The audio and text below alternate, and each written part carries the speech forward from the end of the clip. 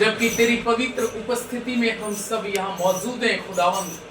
हम दुआ करते हैं हरिराम अंकल के लिए परमेश्वर, सरस्वती आंटी के लिए प्यारे प्रभु परमेश्वर, सिस्टर लता के लिए प्यारे प्रभु जी, राम अवतार भैया के लिए प्यारे प्रभु परमेश्वर, ललित भाई के लिए प्यारे प्रभु जी, भाई बंटू के लिए प्यारे प्रभु, परिवार में प्रभु परमेश्वर बेटी क्रिस्टीना के लिए, हम इस पूरे परिवार के लिए आपका धन्यवाद करते हैं खुदावंद कि जिन्होंने इन उपवास के दिनों में अपने घर को और अपने दिल के दरवाजों को तेरी महिमा, तेरी प्रशंसा, तेरी जय जयकार के लिए खोला। हमारी दुआ है खुदावंद यीशु मसीह, आज परमेश्वर जो भी हम तुझे स्तुति आराधना करते हैं और जो भी आज वचन देते हैं प्रभु, वो सारा वचन, सारी स्तुति आराधना तुझे भाए। खुदावंद दुआ करते हैं हमारे जीवन को अंदर से शुद्ध कर दे और प्रभु ताकि हम बाहर से भी पवित्र नजर आए। खुदावंद आज एक एक जीवन को तेरे हाथों में सौंपते हुए इस दुआ को यीशु मसीह के नाम से मांगता हूँ, आमीन। आइए इस समय हम लोग एक गीत गाएंगे, सब लोग मिलकर परमेश्वर की सताइश और उसकी महिमा में। प्यारो हिम्मत बांधो, आगे बढ़ो, क्रूस का लो निशान और जीतेंगे हम, प्यारो हारेगा शैतान। जब हम इस गीत को गाते हैं, सबसे निवेदन है कि तालियों को बजाएं और बुलंद आवाज के साथ प्रभु की महिमा में इस गीत को गाकर प्रभु की प्रशंसा करें। प्यारो हिम्मत बांधो, आगे बढ़ो, क्रूस का लो निशान, जीतेंगे हम, प्यारो हारेगा शैतान, जीतेंगे हम, प्यारो हारेगा शैतान। प्यारो हिम्मत बांधो, आगे बढ़ो, क्रूस का लो निशान, जीतेंगे हम, प्यारो हारेगा शैतान, जीतेंगे हम, प्यारो हारेगा शैतान। लड़ो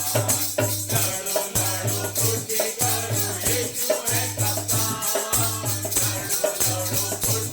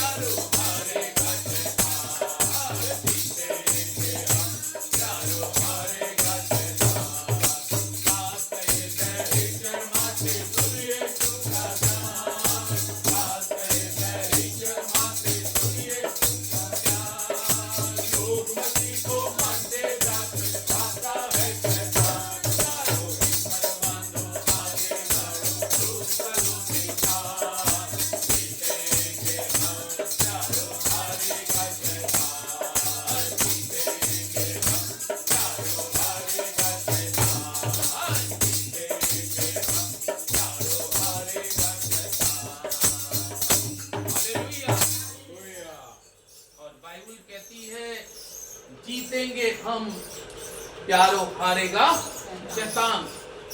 आज एक ऐसी जिंदगी से मुलाकात कराने जा रहा हूं, ये जिंदगी जो है कुछ शैतानी जिंदगी थी, और परमेश्वर का वचन बतलाता है कि शैतानी काम करने में ये बहुत आगे थी, और इस व्यक्ति का नाम है शाऊल।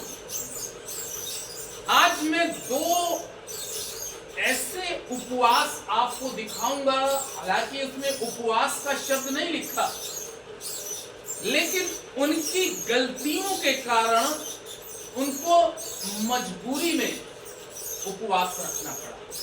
हालेलुया। इसको बंद कर दीजिएगा।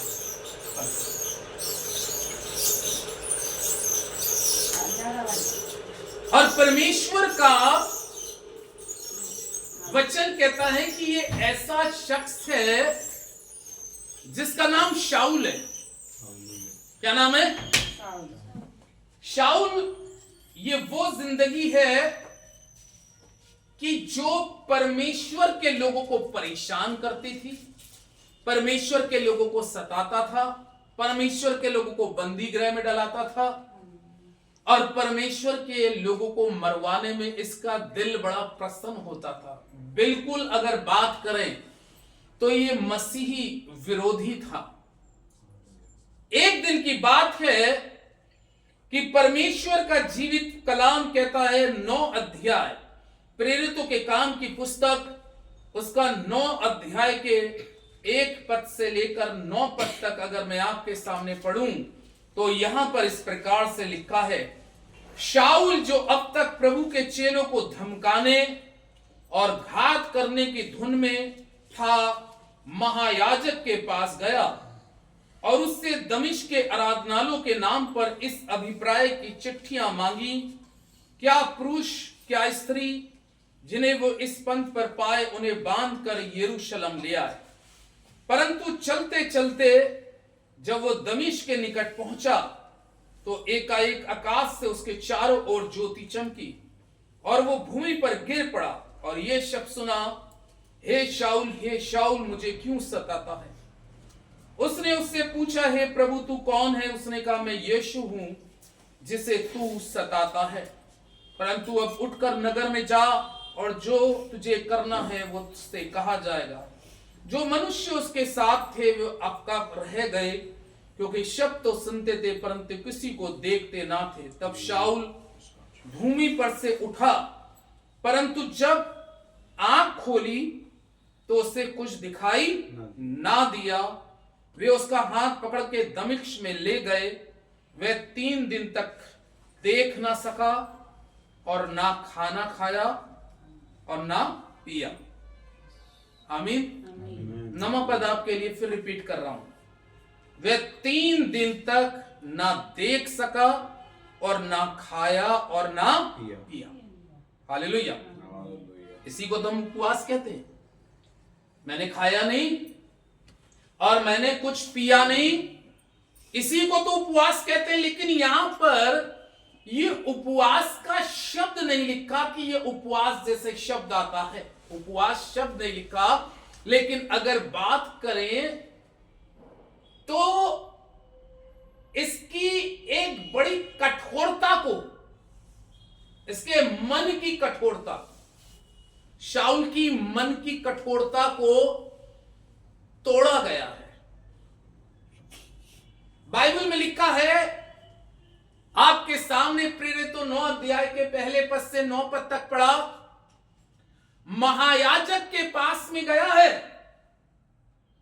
और एक चिट्ठी, एक पत्र लिखाया है कि यरूशलेम के अंदर में जितने लोग मसीह यीशु पर विश्वास करने वाले हैं या उसकी आराधना और भजन करने वाले हैं या उसके वचन को फैलाने वाले हैं, उनके नाम पर एक ऐसी कठोर चिट्ठी महायाजक के हाथ से लिखवाई गई है।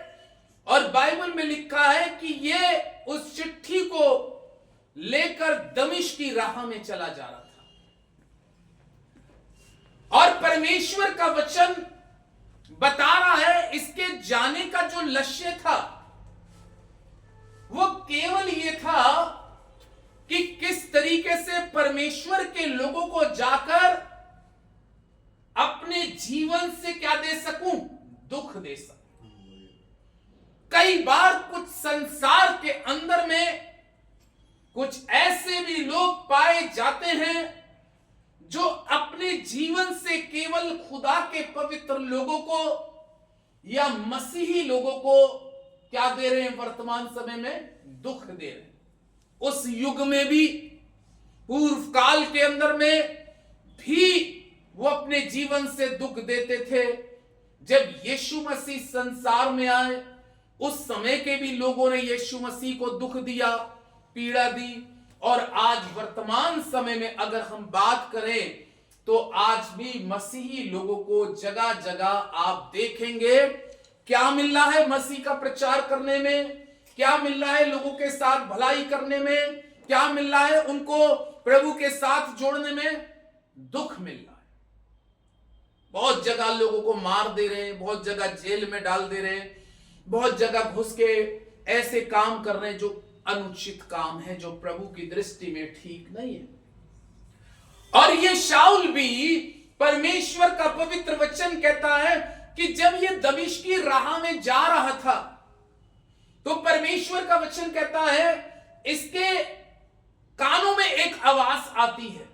क्योंकि ये तो हकीकत है कि अगर कोई इंसान कब तक बुरा करता रहेगा, कब तक बुरा करता रहेगा और कब तक ये कान का पर्दा हटेगा नहीं, एक दिन तो कान का पर्दा हटेगा और उसकी बुराई उसके कानों में जरूर आएगी। हालेलुया। एक दिन उसकी बुराई जो वो अपने जीवन भर करता रहा है, एक दिन बुराई का पर्दा हटेगा और वो बुराई का पर्दा हटाने वाला प्रभु यीशु मसीह है। प्रभु यीशु मसीह, वचन में लिखा है प्रभु के लोगों, उसके दिमाग के ऊपर में शाऊल के बुराई का पर्दा था, उसकी आंखों के ऊपर में बुराई के छिलके थे, उसकी जबान के ऊपर में शब्द जो थे वो कठोर और किसी को दुख और किसी को ठेस और किसी को क्रिटिसाइज करने वाले शब्द थे। हालेलुया। वचन में लिखा है अभी भी इसको मसीही लोगों को सताने में, परेशान करने में, ना जाने कितनों को जेल में डलवा दिया है, कितनों को पिटवा दिया है और कितनों को मरवा दिया, लेकिन अब भी मन क्या नहीं है, शांत नहीं है। और कैसे परेशान करूं और कैसे अपने जीवन से दुख दूं। परमेश्वर के लोगों, ये मुझे और आपको जो जीवन मिला है, अपने जीवन से, अपने चाल चलन से, अपनी बोली से, अपने कामों से किसी को दुख ना दें, क्योंकि एक दिन हमारा गुनाह हमारे कानों में आएगा, हमारी गलतियां हमारे को बताई जाएंगी, हमारे पापों का पर्दा एक दिन हटाया जाएगा और दिखाया जाएगा ये तेरे सारे पाप हैं। और बाइबल में लिखा है एक आवाज आती है और वो आवाज क्या कहती है, हे शाऊल, हे शाऊल, तू मुझे क्यों सताता है। हालेलुया। इसका मतलब है कि कहीं ना कहीं तो ये शख्स अपने जीवन से, क्योंकि परमेश्वर का कलाम मलाकी में लिखा है कि जो मेरे दासों को छूता है वो मेरी आंख की पुतली को छूता है। कहीं ना कहीं तो शाऊल के जीवन में ऐसा क्रोध, गुस्सा, ईर्ष्या खुदा के लोगों से, जलन खुदा के लोगों से भरी हुई थी। लेकिन परमेश्वर के लोगों, एक दिन, क्योंकि यीशु मसीह इंतजार करता है, वक्त का इंतजार करता है। मौका इंसान को अगर जीवन में मिलता है तो ये उसका अनुग्रह है। लेकिन तब परमेश्वर का कलाम कहता है कि उसके कानों में आवाज आई, हे शाऊल, हे शाऊल, तू मुझे क्यों सताता। उसने आवाज दी, तू कौन है। शाऊल के कानों में जब ये आवाज आती है कि हे शाऊल, हे शाऊल, तू मुझे क्यों सताता है। कई बार हम लोग भी अपने कामों से, प्रभु को क्या करते हैं? सताते ही। किताब बराबर में लिखा है, जब हम प्रभु की सीधी बातों को टेढ़ी करते हैं, उसके सीधे वचन को मरोड़ते हैं, तो हम मसीह यीशु को अपने जीवन से कष्ट देते हैं और उसको क्रूस पर तकलीफ में हम लाते हैं। फिर से जब बाइबल में लिखा है कि ये शब्द जब उसके कान में आए, हे शाऊल तू मुझे क्यों सताता है? बाइबल में लिखा है, शाऊल बोला, हे प्रभु तू कौन है? तू कौन है? कलाम में लिखा उसके कानों में आवाज आई, तो वो कह रहा है तू कौन है? उसने कहा मैं यीशु हूं, मैं यीशु हूं जिसे तू क्या करता है? सताता है।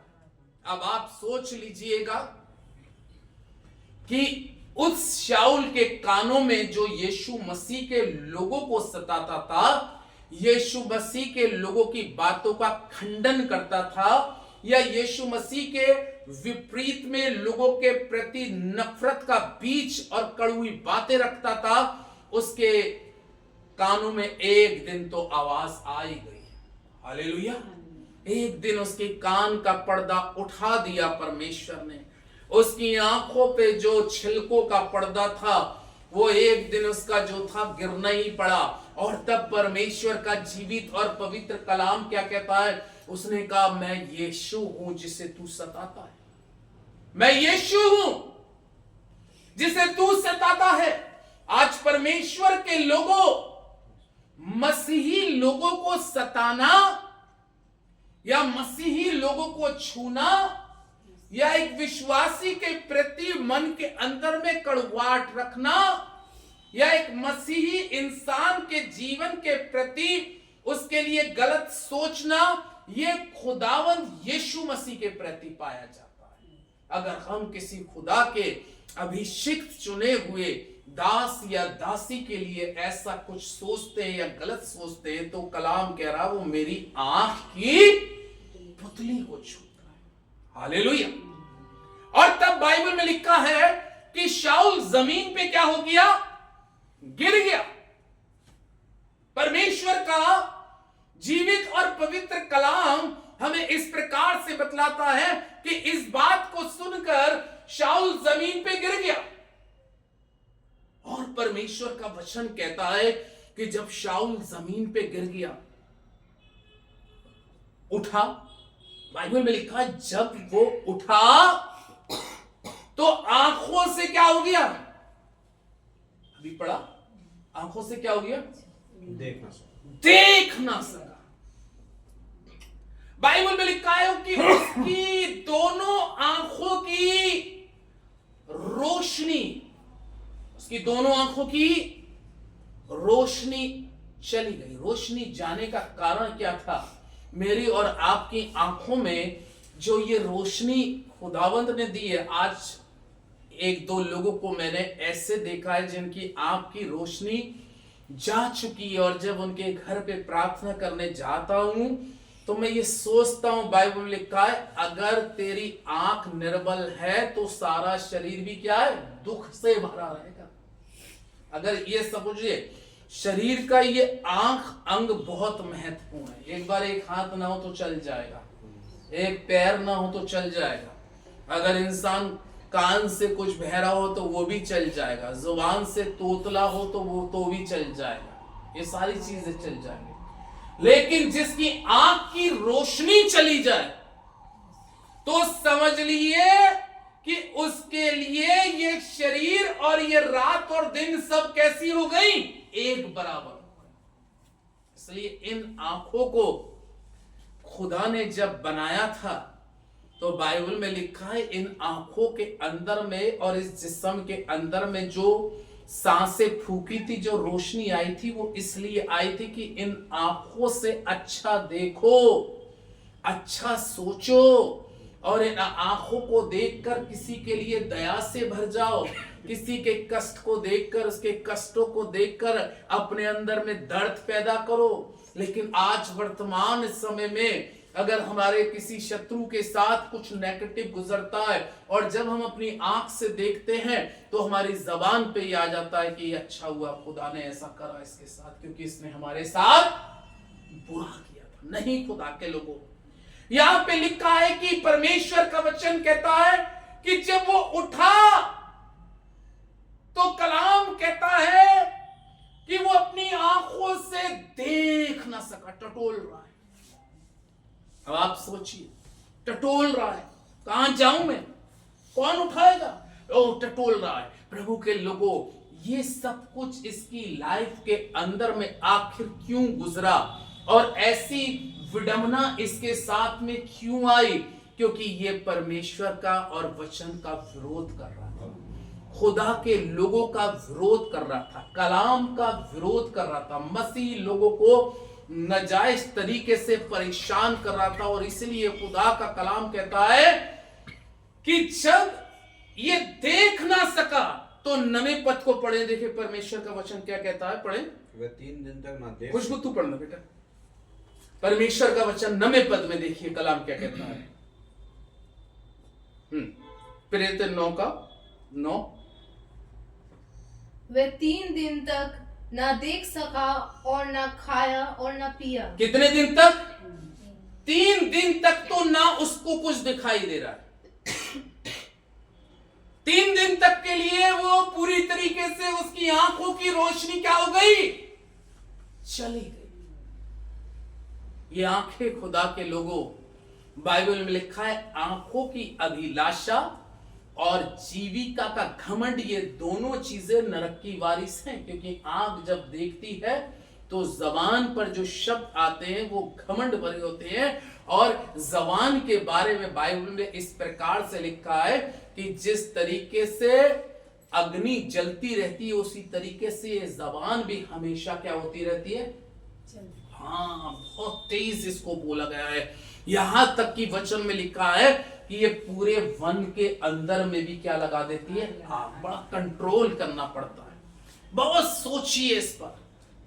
कलाम लिखा है ये व्यक्ति की अब तो जबान भी बंद हो गई होगी, आंखों में जो बड़ा जज्बा था, गुरूर था, आंखें बड़ी टेढ़ी मेढ़ी लाल पीली करके खुदा के लोगों को देखता होगा, आंखों में अंधेरा आ गया।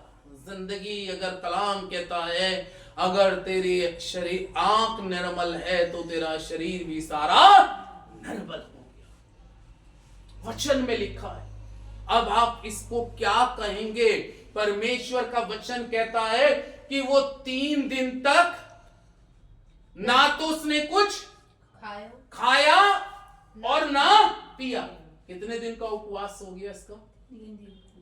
भाई इसी को तो बोलते हैं उपवास, कि हम कुछ खा नहीं रहे और पी नहीं रहे, इसी को तो परमेश्वर का वचन कहता है उपवास। लेकिन यहां पर ऐसी स्थिति है और ऐसी परिस्थिति, खाए तो तब जब उसको दिखाई दे और पिए तो तब जब उसको पानी के गिलास या पानी का जग या पानी का कोई सोता दिखाई दे। क्योंकि अब तो स्थिति ये हो चुकी है, मैं घर में था जब वो चाय लेके आए, उनके डैडी आंखों की दोनों रोशनी तो वो न्यू दे रही थी तो वो उधर कर रहे थे, फिर वो उधर से लाए तो न्यू कर रहे थे। तो आंख जिसके जीवन की चली जाए, आंख की रोशनी चला जाए तो परमेश्वर के लोगों ये शरीर बहुत निर्बल हो जाता है। और परमेश्वर का पवित्र वचन इस प्रकार से कहता है कि उसने 3 दिन और 3 रात वो कुछ नहीं खाया ना उसने पिया। अगर हम इस बात को सोचें तो क्या ये उपवास नहीं है? लेकिन ये उपवास की कंडीशन जो है वो परमेश्वर ने बना दी है। ये उपवास नहीं रखना चाहता, लेकिन कंडीशन आ गई है ऐसी कि भाई अब तो तेरी कंडीशन ही है, अब तो तेरी स्थिति ऐसी बिगड़ गई, तू ना चाह कर भी तू भूखा ही रहेगा, तू ना चाह कर भी प्यासा रहेगा। और 3 दिन तक तो वो टटोला ही टटोला करता होगा, टटोल रहा होगा, क्या खाओ। अरे पहले तो खाने की तो उसकी भूख तो वैसी मर गई होगी, प्यास तो वैसी मर गई होगी। वो तो सबसे पहले क्या सोच रहा होगा, काश मेरी आंखों की रोशनी जो चली गई है वो दोबारा मुझे मिल जाए। हालेलुया। ये आंखों का प्रकाशन जो मेरी लाइफ से खो गया है वो मुझे मिल जाए। प्रभु के लोगों, जब अंदर की आत्मा मनुष्य की शोकित होती है तो कभी कभी बहुत से लोग कहते हैं कि मैं 2 दिन तक खाना नहीं खाया। ऐसा नहीं है कि वो उपवासी थे, मैंने खाना ही नहीं खाया। कुछ लोग कुछ गम के अंदर में खाना नहीं खा पाते। कुछ लोगों के साथ कुछ ऐसी घटनाएं घट जाती हैं तो खाना नहीं खा पाते। परमेश्वर के लोगों, कलाम कहता है कि वो 3 दिन तक और 3 रात उसने कुछ नहीं खाया। लेकिन अब देखिए 10वें और 11वें पद में परमेश्वर का वचन क्या कहता है, और 12 पद तक पढ़ें। दमिश्क में हनन्याह नामक एक चेला था। दमिश्क में हनन्याह नामक एक चेला था। उससे प्रभु ने दर्शन में कहा। हनन्याह से प्रभु ने क्या कहा? दर्शन, यानी कि हनन्याह को प्रभु ने दर्शन दिया। और दर्शन में क्या कहा? हे हनन्याह, उसने कहा हाँ प्रभु। हे हनन्याह, उसने कहा हाँ प्रभु, क्या बात है? तब प्रभु ने उससे कहा, तब प्रभु ने अपने चेले हनन्याह से कहा, उठकर उस गली में जा। उठकर उस गली में चला जा। गली में परमेश्वर भेजने लगा। देखिए, परमेश्वर कभी किसी की गलियों में भेजता है, कभी गांव में भेजता है, कभी शहर में भेजता है। जहां परमेश्वर भेजे उस जगह इंसान को फॉलो करना है, जाना ही पड़ेगा। हनन्याह से कहा जा उस गली में जा जो सीधी कहलाती है, जो सीधी कहलाती है, और यहूदा के घर में शाऊल नामक एक तरसुसवासी को पूछ। वहां पे शाऊल नामक एक व्यक्ति है जो मेरे को सताने के लिए आ रहा था, मेरे लोगों को सताने के लिए आ रहा था, और तू उस गली में जाकर शाऊल नाम के व्यक्ति को पूछ, क्योंकि देख वे प्रार्थना कर रहा है। अब क्या कर रहा है? अब क्या कर रहा है? प्रार्थना कर रहा है।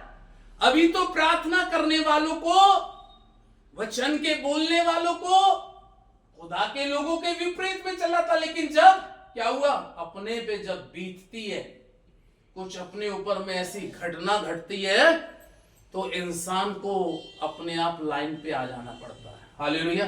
अभी तो ये प्रार्थना नहीं करने वाला था।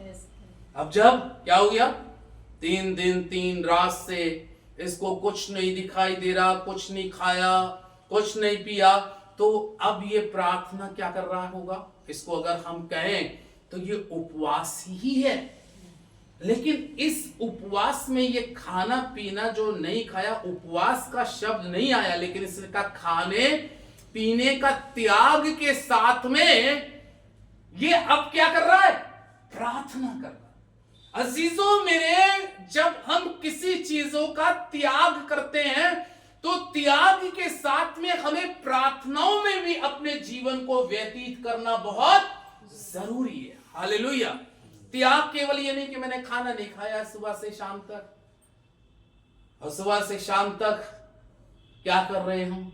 सारे दुनियावी काम कर रहे हैं, हम सारे नींद ले रहे हैं और 4 घंटे सो रहे हैं, उसके बाद में 4:45 बजे उठे और नाश्ता पानी करा, हो गया भाई फास्ट।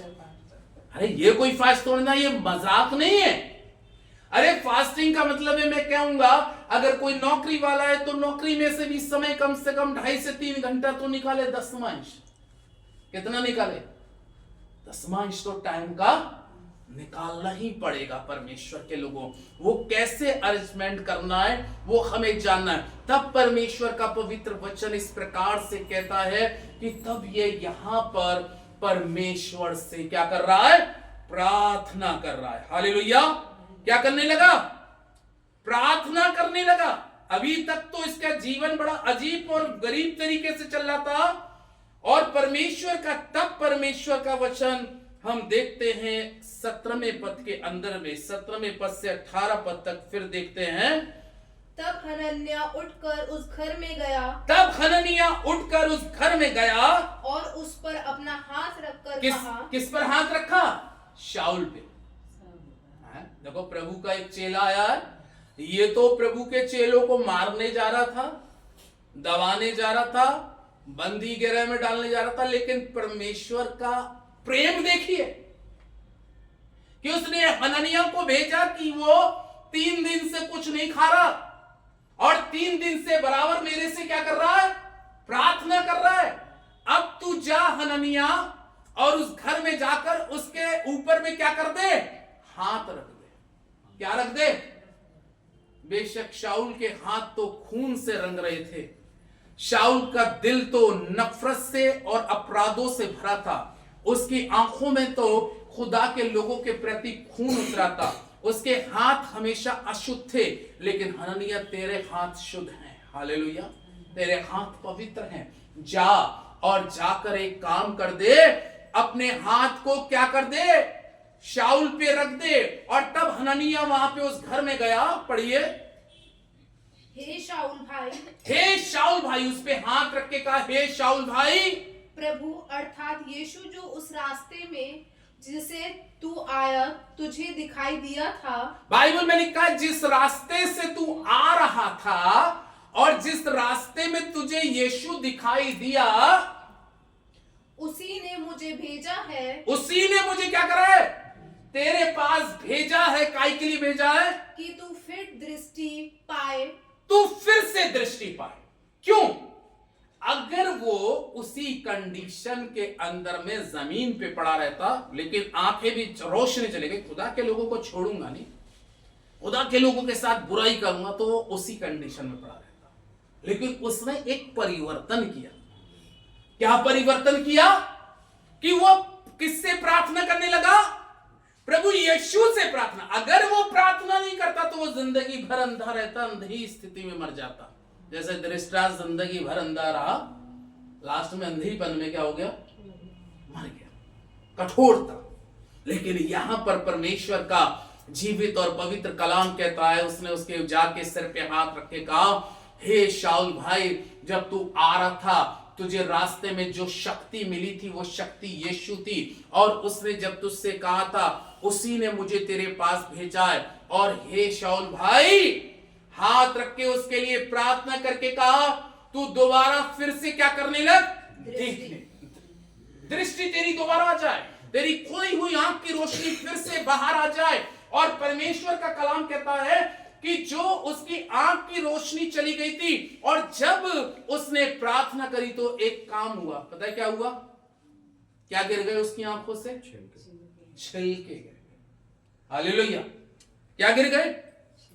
कि पढ़िए क्या लिखा है, जब उसने कहा दृष्टि करेगा तू देखेगा और पवित्र आत्मा से परिपूर्ण हो जाए, और तू पवित्र आत्मा से परिपूर्ण हो जाए। और तुरंत उसकी आंखों से छिलके से गिरे, उसकी आंखों से क्या गिर गए? छिलके से गिर गया और वो दृष्टि पा गया। हालेलुया।